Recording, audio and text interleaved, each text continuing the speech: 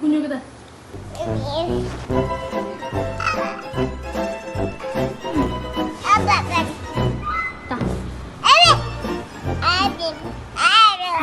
നെസലിനെയാണ് എൻ്റെ താത്താടെ കുട്ടിയാണ്. മൂപ്പറുടെ കയ്യിൽ ഞാൻ ഉണ്ടാക്കി കഴിഞ്ഞ സാധനമൊക്കെ കൊടുത്തു കഴിഞ്ഞിട്ടുണ്ടെങ്കിൽ പിന്നെ തിരിച്ചു കിട്ടുന്ന പരിപാടിയൊന്നുമില്ല. അതുവഴി അങ്ങ് പൊക്കളയും. ആളുടെ കയ്യിലിരിക്കുന്ന ഫ്ലവറാണ് നമ്മൾ ഇന്ന് ഉണ്ടാക്കാൻ പോകുന്നത്. വലിയ പരിപാടിയൊന്നുമില്ല, സിമ്പിൾ ആണ്. സാറ്റിന്റെ റിബൺ എടുക്കുക, അത് ഇഷ്ടമുള്ള പോലെ കുറച്ച് പീസസ് കട്ട് ചെയ്തെടുക്കുക. ഞാനിപ്പോൾ ഇവിടെ ഒരു കാർഡ്ബോർഡിന്റെ ലെങ്ത് വെച്ചാണ് കട്ട് ചെയ്തെടുത്തേക്കുന്നത്. നിങ്ങൾക്ക് ഇപ്പോൾ ATM കാർഡ്സ് ഒക്കെ യൂസ് ചെയ്യാം കേട്ടോ.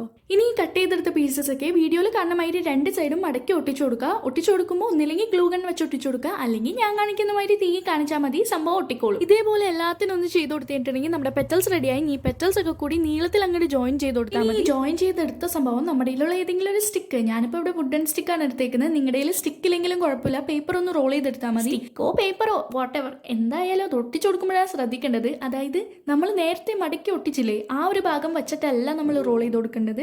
അതായത് അത് തിരിച്ചു വെക്കണം, ബാക്ക് സൈഡിലാണ് നമ്മൾ റോൾ ചെയ്ത് കൊടുക്കേണ്ടത്. കാരണം ഞാൻ ഫ്രണ്ടിൽ നിന്ന് റോൾ ചെയ്ത് കൊടുത്തു, പിന്നെ എനിക്ക് വേറൊരു ടൈപ്പ് ഫ്ലവറാണ് കിട്ടിയത്. അത് വലിയ മഞ്ചൊന്നും ഉണ്ടായില്ല കാണാനായിട്ട്. അതുകൊണ്ട് എല്ലാവരും ബാക്ക് സൈഡിൽ നിന്ന് റോൾ ചെയ്യാനായിട്ട് ശ്രദ്ധിക്കാം. അപ്പം അത്രയുള്ള സംഭവം ഫ്ലവറൊക്കെ സെറ്റായി.